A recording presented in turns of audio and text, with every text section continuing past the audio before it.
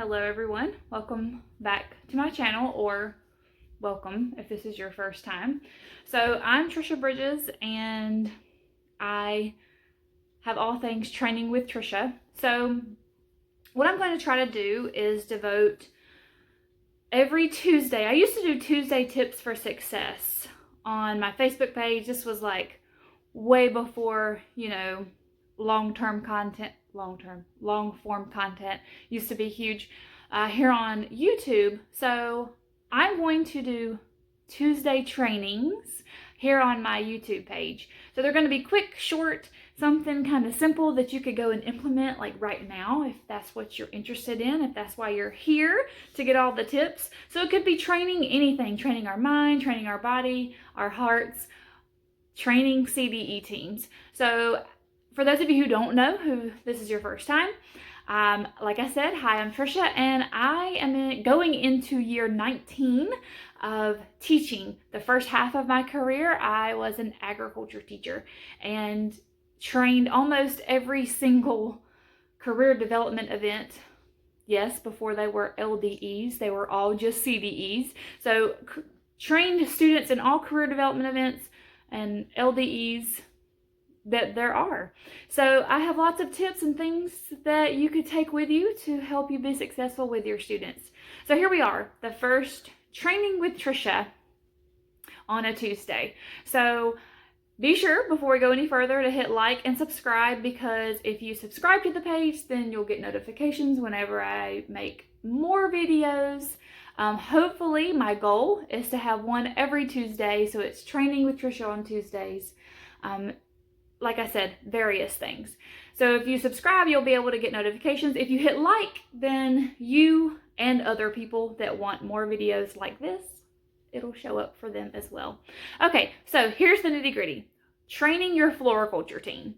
Okay, so I actually have several tips for you. I try to always have at least 3. So here's my 3 main tips for training a floriculture team. Tip number 1, if you are teaching horticulture, and that is a course that you are teaching in your agriculture department, I would strongly recommend teaching the whole class the plant ID list. If you teach everyone the plant ID list, then not only are they knowledgeable of all plants that are common in your area, you will always have a team. There's no excuse to not have a floriculture team if you train the entire class with the plant ID list. When I say plant ID, I mean the floriculture plant identification list. So I have done this various ways. I have done a plant of the day where every day they come in and they have their startup. I always call them startups, but people call them bell ringers or do nows or whatever you want to call them. But that is what we are doing. We are learning that plant that's on the board. They write down information that I tell them. They draw a little picture, or sometimes I even got creative and like printed out color copies of the picture, like of the plant, and they cut them out and they pasted them in their folder, little interactive notebook, if you will. I've done all those things, but I literally trained the entire class to know the plant identification list. We did 1 plant a day. On Friday, we had a quiz. So the next Friday, it might be, it'd be 5 more, and the quiz could be over the first 5 or the second 5. So they had 10 in their bank, and then they had 15, and then they had 20. So I would train the entire class to learn the entire plant ID list. When we ran out of plants, we did disorders, and we did tools. So I would break up the class based on the standards, obviously, with safety, where I would definitely implement all the tools and all the ways to treat for insects and diseases in the greenhouse. So that's 1 tip on training your floriculture team.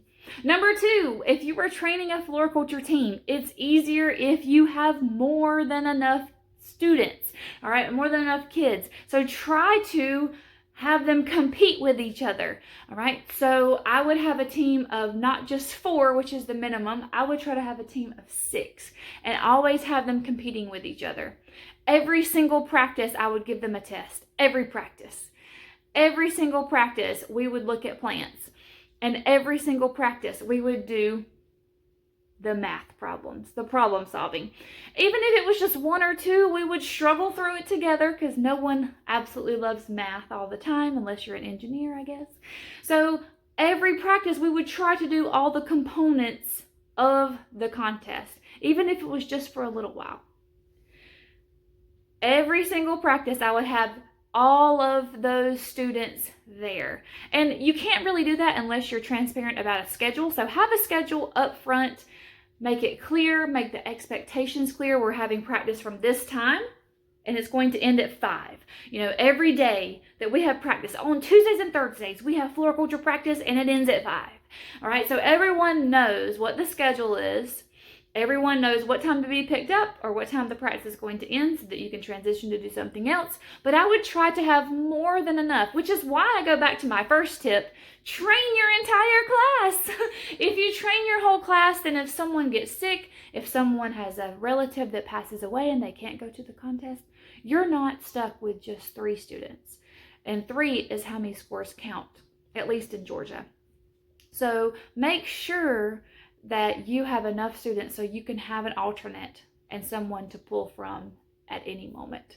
All right, so train your entire class, every practice, have a plan, you know, go through every single part of the contest, at least for a little while, and be sure that everyone knows the expectations of when you're having practice and when it ends. My third big tip is to look at plants. You need to look at a variety of plants. So I did make these little matching flashcard games, right? Where, you know, you could, you know, get these from my TPT store. Sure, you can make your own. I made these myself when I was a teacher, and I would have students play these games during practice. So like, you get done with your test, all right, go over there and you're going to do the matching game until I have the timer go off. And then when the timer goes off, we all go to the greenhouse and I have the contest set up, and you're going to actually go through the contest where you identify 25 plants in 30 minutes, right? So have students see not just pictures of plants, real plants. Actually looking at plants is a key for your students to be successful at floriculture. They need to see plants from all over. They need to see different types of the same plant. You know, we used to exhaust everything that we had at our school, seeing all the different plants from the greenhouse, all the different cards that I made, all the different PowerPoints that I had and made. And then we would walk to school to see all the different plants outside, because plant growing outside looks far different than a plant growing in a pot, in a greenhouse, inside. So we would do that. Then we would take a field trip to the Ingles or the Walmart or the Publix, wherever you have close to you, and look at plants. The same plant as many times as you can.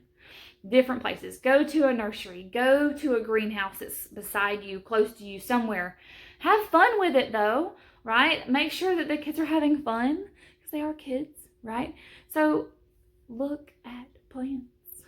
That is my tip for you.